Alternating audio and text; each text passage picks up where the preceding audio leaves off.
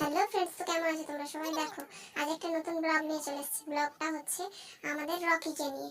তো রকি এত বায়না করে, সেটা মাথা খারাপ করা। যে একটা পশু সব থেকে বেশি প্রভু ভক্ত হয়, এটা ওকে না দেখলে বোঝা যায় না। যখনই দাদা বেরিয়ে যায় টোটো নিয়ে, তখনই ও ওরকম করতে থাকে, যেতে দেবে না, ধরে রাখবে, বিস্কিট খাবে বলে বায়না করবে, জুতো সরিয়ে দেবে। দেখো, একটা পশু এত প্রভুভক্ত হয়, কিন্তু মানুষ এত হতে পারে না। মানুষ বেইমান হতে পারে, পশু কখনো বেইমানি করে না, তাই না? দেখো তো, টোটোটা নিয়ে বেরিয়ে যাচ্ছে, ওর অবস্থাটা দেখো।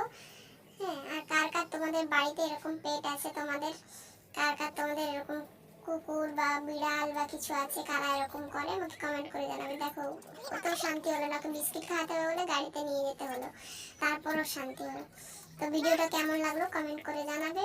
আর চ্যানেলটা লাইক, কমেন্ট এন্ড সাবস্ক্রাইব করে নেবে। টাটা।